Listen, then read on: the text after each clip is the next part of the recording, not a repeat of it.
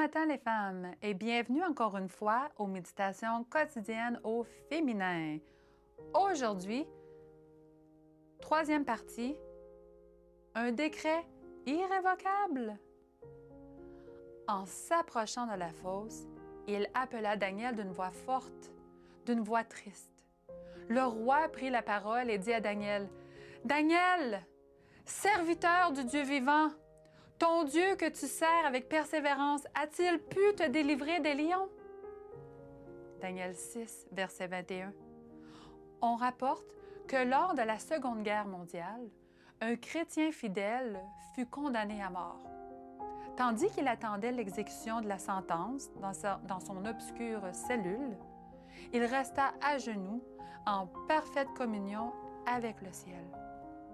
Il savait que la mort l'attendait, mais il avait aussi confiance que ses péchés étaient pardonnés.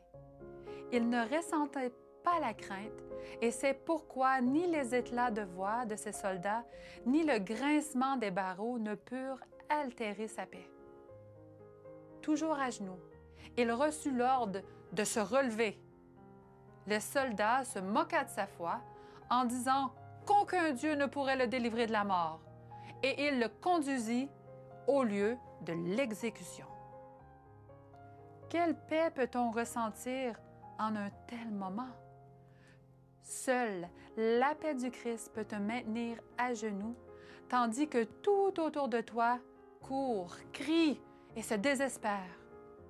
Là se trouvait un serviteur du Dieu Très-Haut, qui ne connaissait pas la fin de son expérience sur cette terre, mais qui entrevoyait déjà sa propre présence dans les rues de la Nouvelle-Jérusalem. À ce moment-là, Dieu agit. L'épée se brisa et tomba à terre. Personne n'y comprenait rien, y compris le condamné lui-même. Mais Dieu donnait à tous une autre opportunité. Immédiatement, l'homme fut conduit auprès d'un supérieur qui, évidemment impressionné, lui dit qu'il était libre. Selon la loi qui ordonne d'élargir tout condamné qui ne peut être exécuté à cause du non-fonctionnement de l'instrument d'exécution. Des tels récits, oui, sont émouvants, mais Dieu ne souhaite pas que notre foi soit soutenue par l'émotion. Ce qu'il nous faut, c'est une foi qui fait face aux irritations comme aux grandes épreuves, une foi qui se nourrit de l'étude quotidienne de la Bible, une foi qui grandit à genoux et qui lance au monde son cri de triomphe, malgré les desseins et les décrets de l'homme.